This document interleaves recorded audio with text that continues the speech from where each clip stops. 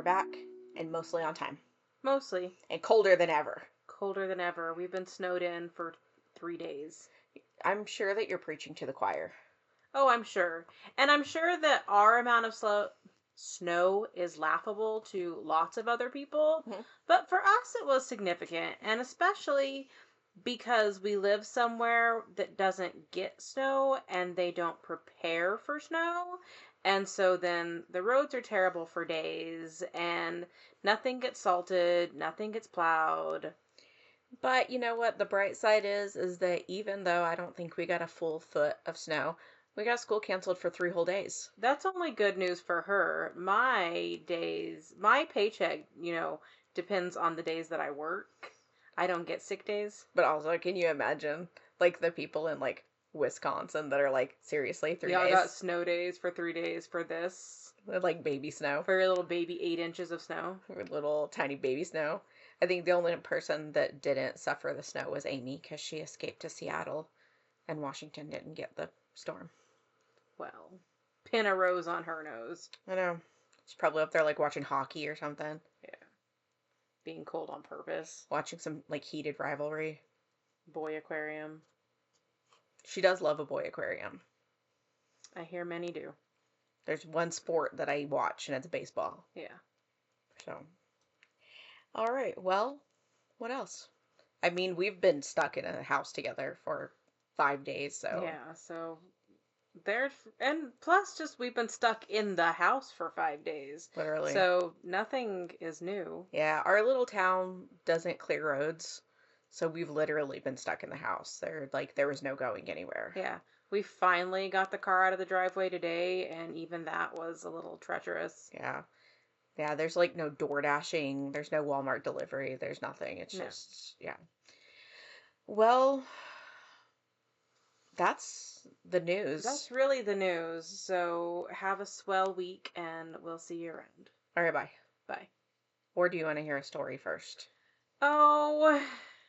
I mean, you don't have to. We can go. No. I guess we could hear a story. If you need to take a nap or something. I always need to take a nap. I slept like all day yesterday, and I'm still so tired. Veronica's having a really good belly lick. She was beating up my pencil, but now she's taking another bath. Well, her belly's very, very dirty. Well, so I had been working on a whole different story. Oh boy. That I read a book for and everything. Yeah. But I left my notes at work. Great job. In another town. Yes. And then it snowed. Yes. So I had to find something else to do a story on. Okay. But it's okay. Because this is a good story. Okay. This is a mystery. Ooh. I know. We love a good mystery. It's in our name.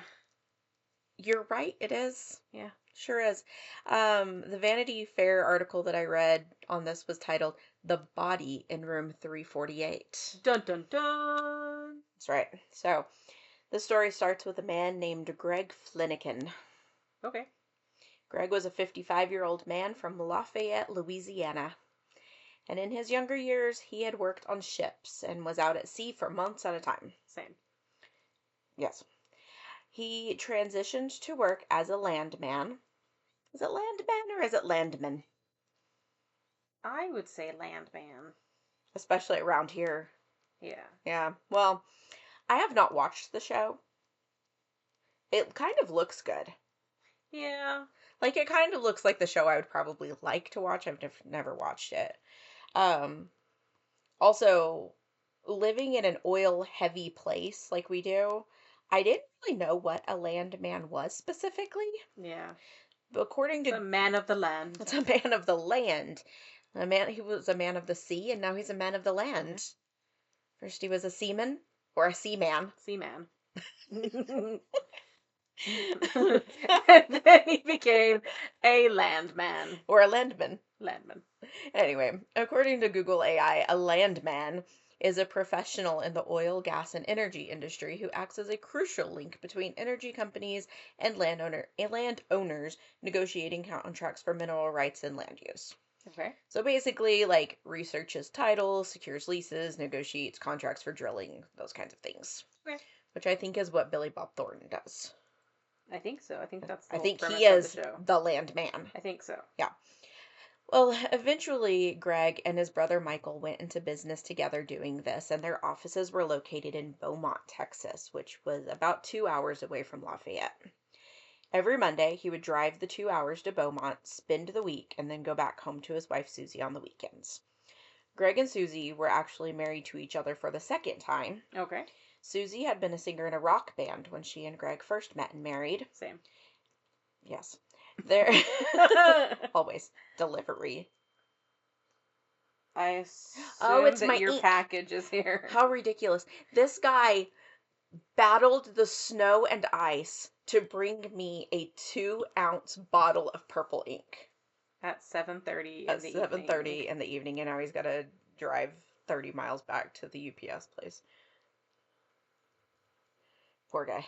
They should have just mailed it. Why didn't they just mail it? I don't know. I don't understand. Why did a bottle of ink, and watch, because it's Amazon, the box is going to be this big. Yeah. It might come in a mailer. Sometimes they come in Maybe. mailers. But you know how Amazon is. They always send a box that's way too big. Yeah. Well, anyway. Sorry. Let's see. Okay, rock band, right?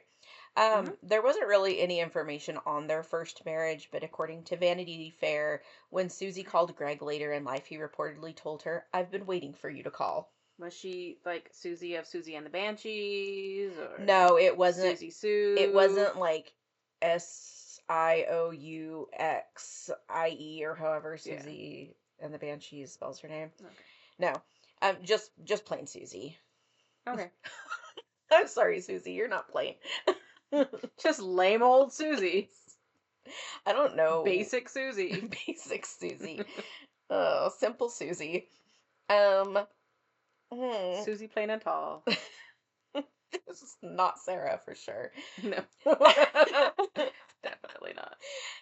That Sarah doesn't have an H on the end of her name, so maybe that's the difference. Maybe that H is weighing you down.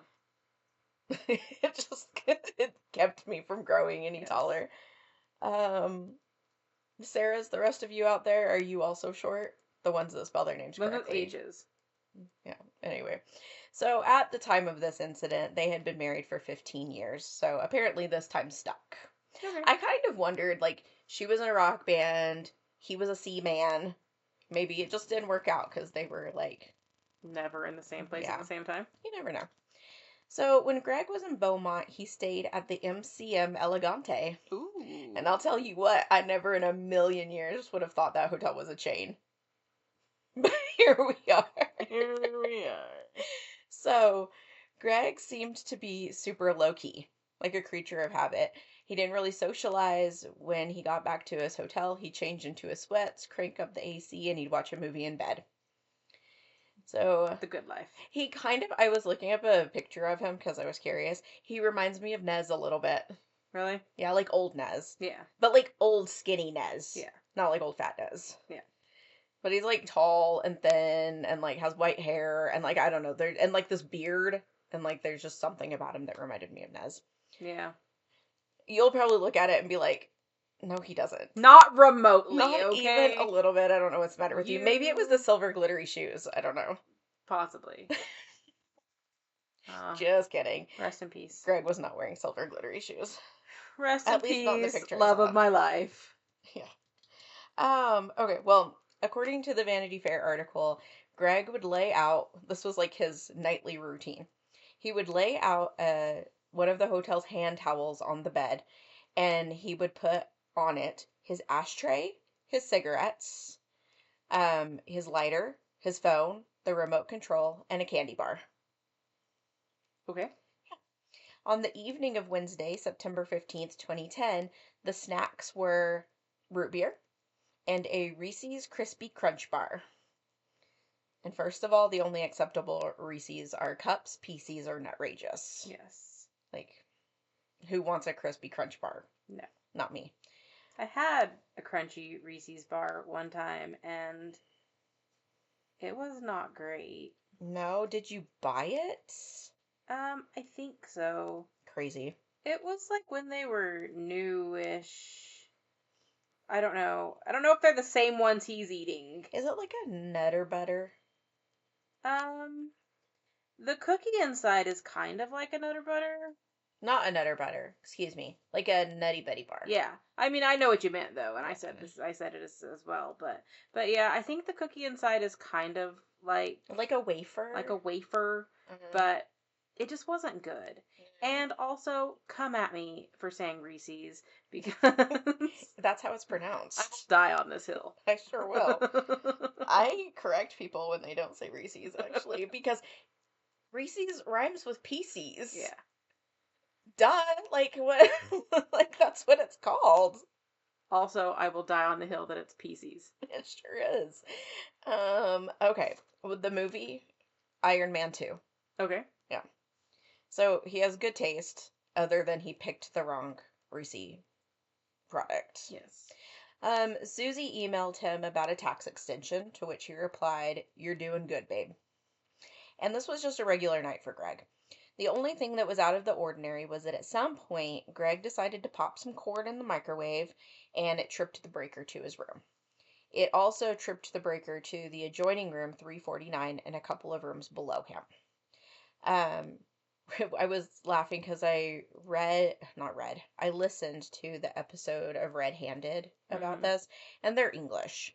And so they were like, "Oh, it's so crazy that American hotels have microwaves in them." And I'm like, "It's crazy that your hotels don't have microwaves in them. If I stay in a motel, it better have a microwave in it.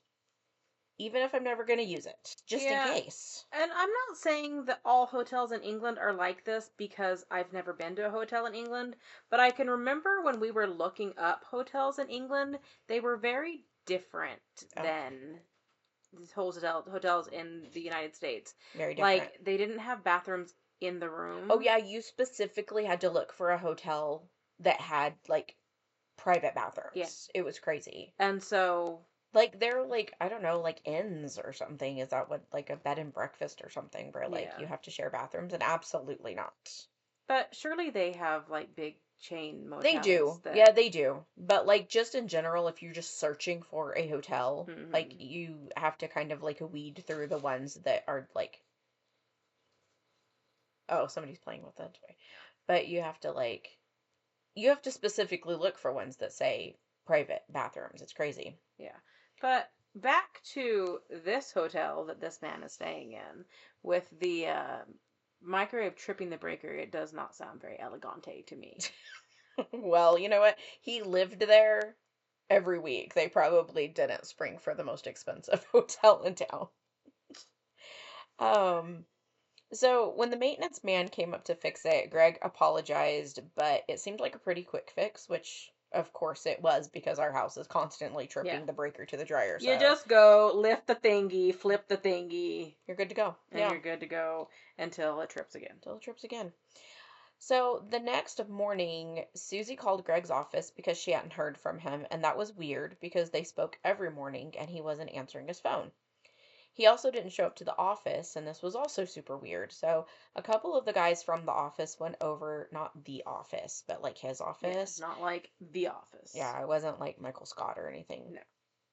No. So a couple of guys from the office went over to the hotel and knocked on his door, but didn't get an answer.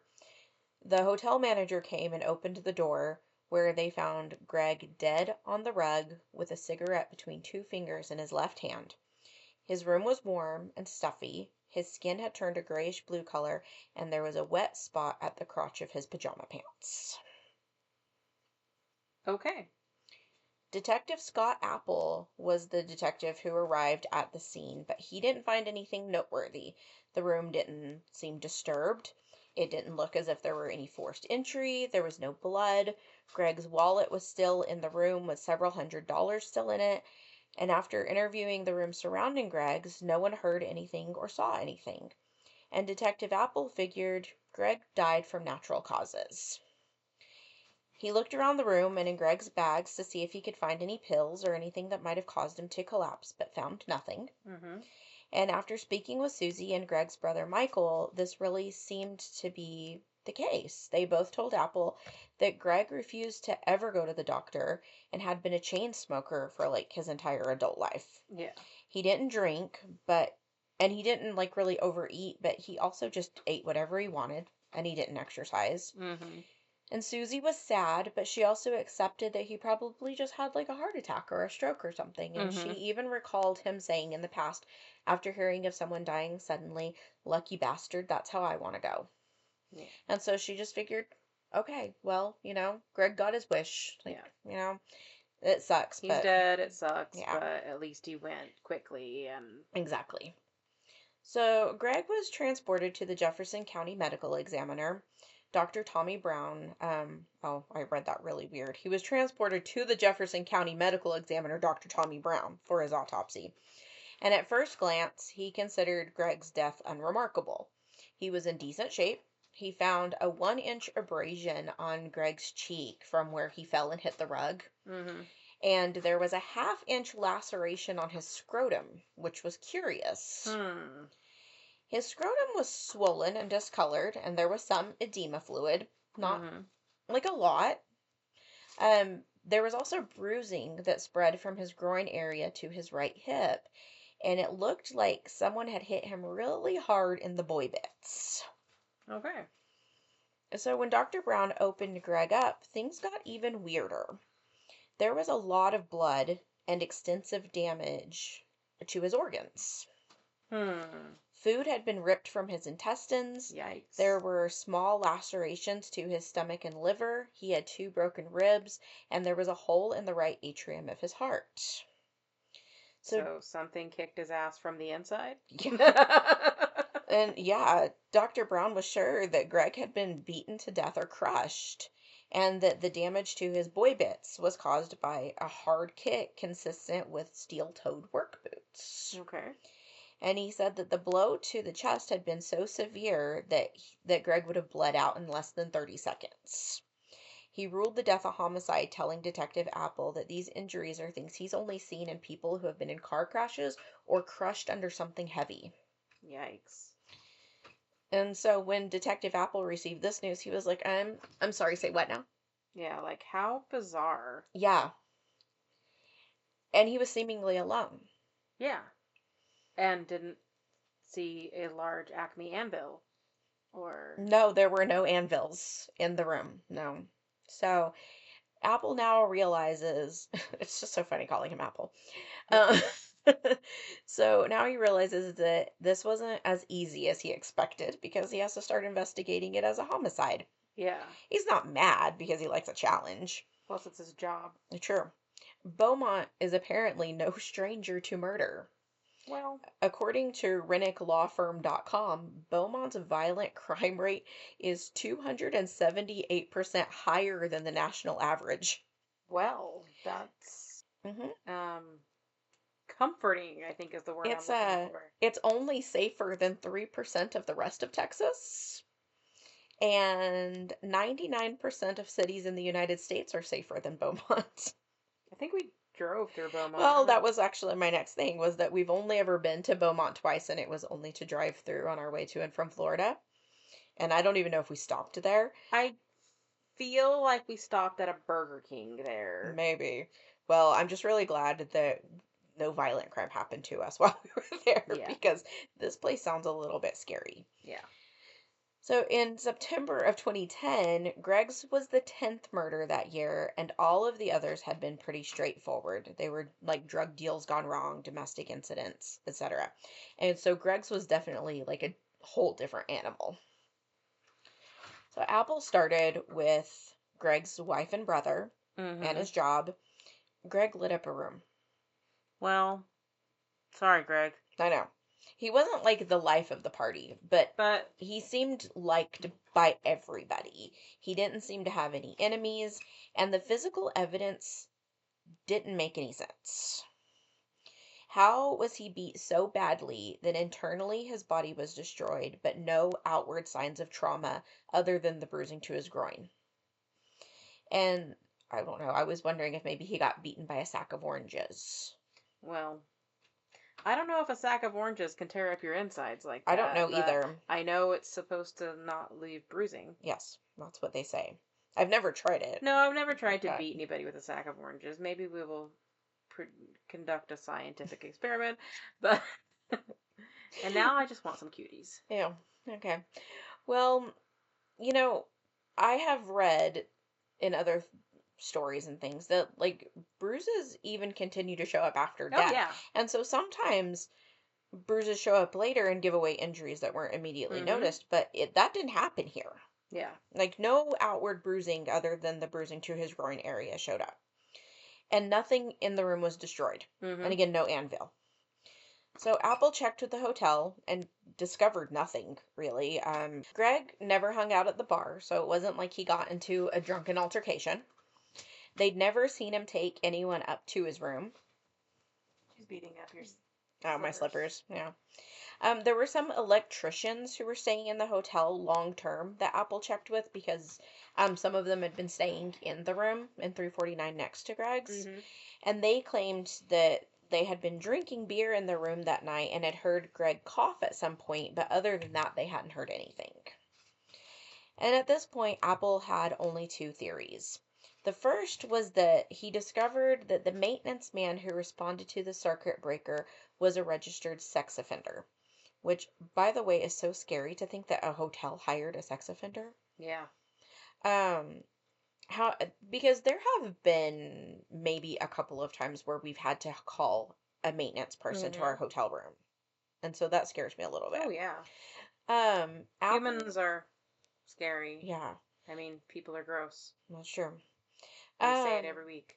yeah, I mean, it was the original name of the podcast. Yes. Um, It just didn't fit all of the stories we wanted to tell. not sure. So Apple thought maybe this was a like weird sexual assault thing since the only outward injury was to Greg's scrotum, Yeah. but that theory never really went anywhere. Plus, it doesn't explain all the other internal injuries. No, it doesn't. The other theory involved the electricians in the room next door. Apple considered that although they claimed to have heard nothing, maybe when the circuit breaker was tripped, the electricians who had been drinking maybe went over to Greg's room and had some kind of drunken altercation. Yeah. Perhaps they assaulted him in the hallway, and then Greg went back to his room and collapsed. There were two men staying in the room and another one in there with them that night. However, they all denied having interaction with the man who was staying in room 348. And when Apple admitted to the men that they had no idea what happened to Greg, other than it appeared he was either beat up or crushed, Lance Mueller, one of the occupants of the room, was like, but there isn't even anything heavy enough in these rooms to crush That's what I'm somebody. saying. We didn't find Acme Anvil. Yeah. The bed was not on top Or of like him. giant boulders. Yeah. Yeah. One of those womp womp things from Oh, Mario. yeah, from Mario. Yeah, none of Um, those. what is it when you get electrocuted? No. And but isn't there usually like burns somewhere where where like the electricity escapes your body? Because I was like, they're all electricians. What if they got mad at him and electrocuted him? Uh, or even he just electrocuted himself. I don't True. know. But I feel like there would be some kind of like burn mark somewhere on him. I don't know. Burn to the groin. I don't know. All of the men who had been in the room gave the detectives their numbers, said that they would cooperate however they could, but they didn't have any other information for him. The family put up a $50,000 reward for information. Michael hired a private investigator from Houston, but they still got no leads. So now we're months into the investigation, and the case was going cold. And that is until a friend of Susie's recommended that she call Sherlock Holmes. Yeah. It's like, get me Cumberbatch on the horn. Stat. This man's name was actually The Ken... game is on. That's right. It's a foot. I know, but Sherlock in the Sherlock series says the game is on. He doesn't say the game is afoot. Well, he's wrong. I know. It sort of annoys me every time Yeah. when he's like, the game is on, and I'm like, no, it's afoot. Yeah. So Gen Z's gonna be confused. I know. They're gonna think that the whole game is about a foot. Yeah. And it's gonna be very confusing for them. This man's name is actually Ken Brennan. And Well, Ken... that's not Sherlock Holmes. He might be, though.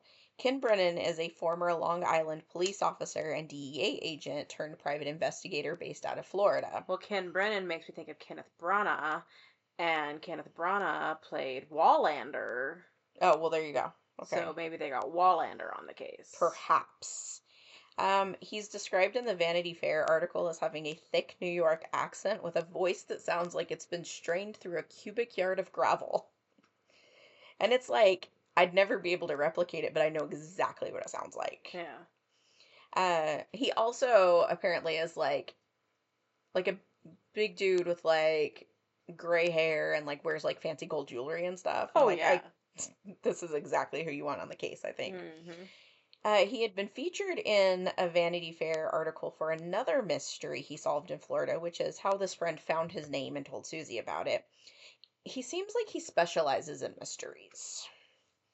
So, from the start, he made it clear to Detective Apple that he respected that this was Apple's case and he was only there to offer fresh eyes and work in complete cooperation with the police. And so, Ken Brennan starts with the family. I also feel like I have to say his whole name every time. I don't know why. It's just one of those names. Yeah. But he grills Susie and Michael and tries to figure out if they had any reason to kill Greg or have him killed, like money from the business or insurance or affairs or anything, but he comes up with nothing. His last question to Susie was there anything about the crime scene that didn't seem right to you, that seemed off? And she said that it was weird that the room was hot because Greg liked his hotel room super cold. Mm-hmm. So Brennan and Apple visited the hotel room together. Brennan interviewed, or not interviewed, he reviewed the crime scene photographs. So it's like, what can you tell me, picture? Tell me what you saw. Tell me everything you know. Yeah. See, he reviewed the crime scene photographs, the autopsy results, and Apple went over everything he had done over the last several months. And then, in true Sherlock fashion, Brennan told Apple, I think I know how this guy died. I think I know when he died. I think I know who killed him. And I think I know how we're going to catch him. And then someone dropped an Acme anvil on Ken Brannan's head. Yes. People keep telling Detective Apple things he's not ready for. So Ken Brennan is like, okay, so Susie says the room was hot. Greg liked the room cold. Mm-hmm. He's not some like it hot. He's some like it cold. Some like it cold. Plus it's He's the other some. Yes. It's ridiculously hot in Beaumont, Texas in September. It's on the Gulf Coast. Yes. So he was probably killed not long after the maintenance man showed up to fix the breaker because he hadn't remembered to turn the air back on because it hadn't started to get hot yet. Mm-hmm. Then Ken Brennan calls Susie and asks her if Greg was left or right-handed and asked what hand he smoked with. And she said he was right-handed and always smoked with his right hand. But remember, his cigarette was in his left hand. Yes. You may not have remembered that, but Sherlock's mind palace picked up on it. Did some of. You guys can't see me, but I'm pretending to Swipe away stuff. Yeah. In my mind palace, like Sherlock does. Yep. He figured if he had got beaten up, he probably wasn't still holding his cigarette through the ordeal. He also didn't suppose that someone would have beat him up in the hallway and then returned him to the room and thought to put his cigarette back in his hand. Right. He also didn't think it likely that Greg would have lit a cigarette between being beat up and then collapsing. Right. And so, why was his cigarette in the wrong hand? And his theory was that he got up to open the door and changed hands when he reached for the door handle, but he collapsed before he could open the door. So, if something happened inside the locked room, what was it? It's a locked room mystery. It is a locked room mystery. So Ken Brennan then visited the medical examiner, who reiterated to him that he felt that the laceration and bruising to Greg's scrotum was likely a hard kick to the crotch by someone wearing steel-toed boots. So now Brennan is more curious about the electricians. They'd probably be wearing steel-toed boots. Dennis, weigh in. You wear steel-toed boots? And we only know one electrician. It's true. I will reference Dennis in everything we talk about electricians. Yes, anytime we talk about electricity. He's our go-to man for that. Kayla calls him like rented dad or rented Dennis. Yeah. Okay, so Ken Brennan is a thinker, in case you hadn't noticed that. And so he's like, maybe they didn't say anything to you, Detective Apple, but people are talkers, and maybe they said something to coworkers. Mm-hmm. So they start interviewing anyone who these guys had been working with during their stay at the MCM Elegante. Elegante. Elegante.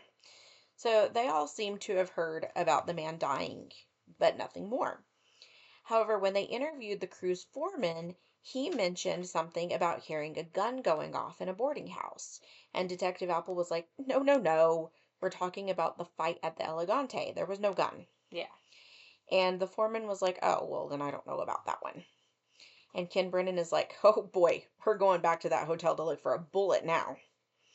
So they go over to room 348 where Greg had been staying, and they're looking all over this room for a bullet or a bullet hole. They aren't finding anything. And now I picture Sean Spencer looking around the room in his hyper-observant psych mind. And something catches Ken Brennan's eye. And so, you know when you don't put that little circle thing on the wall behind the door, then the lock on the door, or even like the doorknob will dent the wall? Mm-hmm. Okay. So he notices an indentation where the door would open to the adjoining room, which is where the electricians were staying. So he goes over, he opens the door up, but the dent doesn't quite line up with the doorknob. Okay. Now, in our house, we'd be like, well, that's just because the hinges need tightened. Yeah. Or the house settled or something. Mm-hmm. So Brennan goes to the other room, and guess what he finds on the other side of the wall? A little hole that was filled in with toothpaste. So in case we ever need to fill in a hole, we can use toothpaste. I'd heard that. So he measures where the hole hits him on the hip, goes to the other side, and it's a match. So now he's sure a bullet went through this wall. So they dig the hole out. I cannot tell you how many times I had to fix my typing when I typed W-H-O-L-E instead of H-O-L-E. And I kept being like, oh, this is not the right hole. But I kept doing it. Yeah. And they shine a laser through the hole. And it lines up perfectly where poor, unassuming Greg was lounging on the bed, eating snacks and watching Iron Man. Wouldn't they have found a bullet hole? Well, pardon my French, but I feel like this is important to the story. Ken Brennan announces to the room, this motherfucker was shot. So now he's got to go back to Dr. Brown, the pathologist, and see if he can get him to agree. And Dr. Brown is like, oh, good, did you get the guy who beat up Greg? And Ken Brennan is like, actually? He was shot. And Dr. Brown was like, no, absolutely not. This man was not shot. I wouldn't have missed a bullet wound. That's what I'm saying. And they can't exhume Greg because he's been cremated. Yes. And my question when I was listening to this on RedHanded was, if he was shot, where did the bullet go? Mm-hmm. But in the Vanity Fair article, it stated that the cremation ovens are hot enough to destroy metal fragments if there are any. Mm-hmm. So Brennan goes over the autopsy results and photos with Dr. Brown, and he's like, could the laceration to his genitals be the entry point? Yeah. The skin of the scrotum is very soft, and maybe it made it less obvious that it was a bullet hole. It wasn't like a round hole Yeah. because it hit a very soft area. Exactly. So it was more like just tearing. Right. But Dr. Brown wasn't convinced. He still insisted that Greg had been beaten. So Brennan is like going through the pictures organ by organ and is like, could a bullet have done the damage that was found in Greg's body? And Dr. Brown says yes. And then they get to the heart and see the hole in the right atrium of Greg's heart. And Brennan is like, this is definitely a bullet hole. And Dr. Brown is like, no, no, when you're kicked or hit in the chest, it can cause your right atrium to burst. And Brennan says, Doc, that's a fucking bullet hole. And Dr. Brown, I imagine with a defeated sigh, says, yeah, that's a bullet hole. I guess you got me there. Yeah. So it's time to talk to the electricians again. Only they're not in Beaumont on their job anymore. Brennan and Apple fly up to Wisconsin to meet Tim Steinmetz at the Chippewa County Sheriff's Department. Tim had been sharing the room with Lance Mueller the evening Greg died. So they go through the whole thing with him again, and he gives them the same information as before. 3 of them had been drinking beer, they didn't hear a commotion or anything else coming from the room. They wrote out a statement, he signed it, and Tim gets up to leave and was like, is that it? And Brennan, in true movie cop fashion, goes, it was, until you signed that statement. Now you've got a problem. Now tell us what really happened, because we know what really happened. And Brennan tells Tim that he's going to jail for falsifying a police report. Yeah. So here's what actually happened. Lance Mueller, Tim Steinmetz, and Trent Pisano were drinking beer in 349. Lance Mueller asked Pisano to go to his truck and get a bottle of whiskey and his 9mm Ruger because he needed that for some reason. He needed that to drink beer in a hotel. Yes. So when Pisano got back, Mueller, in true drunk boy fashion, starts playing with the gun and pointing it at his friends. Yeah. He first pointed it at Tim Steinmetz, who immediately hit the floor and was like, WTF, bro. So then Lance pointed the gun at Pisano, and it went off. And Pisano thought he had been shot, but then they realized that it hit the wall behind him. Mm-hmm. Lance freaked out, took the gun back to his truck. Pisano was like over Lance at this point and went back to his room. And Lance and Tim went down to the hotel bar to drink some more, which clearly was the best choice here. Mm-hmm. Tim claimed that they didn't know for sure if someone was even in the room next door until they heard someone cough when they got back from the bar after midnight. The next day, when they saw Greg's body being wheeled out on the gurney, he considered that they might have killed him. Possibly. Maybe. But then they heard that he died from being beaten or crushed, so I guess they thought they were off the hook. Yeah. So then, while he's with the cops, Tim calls Lance and is basically just like, yeah, so I told the cops the whole actual story. And Lance doesn't know Tim is with the cops, and he's like, there's no way, because if he had been shot, they would have said something when he first died. Right. And he had even, like, this man had even gone so far as to get the autopsy results after they were released to see if he was in the clear. Mm-hmm. And he had also left his gun with an attorney in Houston for quote-unquote safekeeping. She's just having a great time. She needs some Tylenol. So later, clearly drunk, Lance calls Brennan to try to explain himself, and Ken Brennan was just like, you're drunk, call your lawyer. On October 29th, 2012, Lance Mueller, who had pleaded no contest to manslaughter, was being sentenced. Ken Brennan remembers being worried that the judge was going to let him off because the judge started the sentencing hearing saying that the whole thing might have just been a terrible accident. And Brennan was like, stupid Texas and their stupid gun laws, because even the prosecutor was reluctant to bring felony charges against him. However, Ken Brennan met with them and is quoted in the Vanity Fair article as saying, this is not an accident.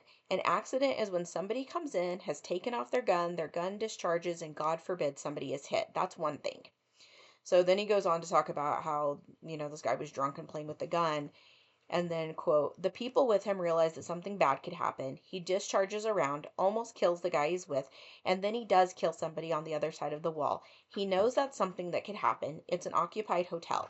He doesn't even bother to knock on the door next door to see if anybody's hurt. And then when he sees a body being taken out the next day and he is 100% certain he killed somebody, he decides not to say anything about it. That's murder. Mm-hmm. So, already Ken Brennan's coming in hot because he's like, this wasn't an accident. Yeah.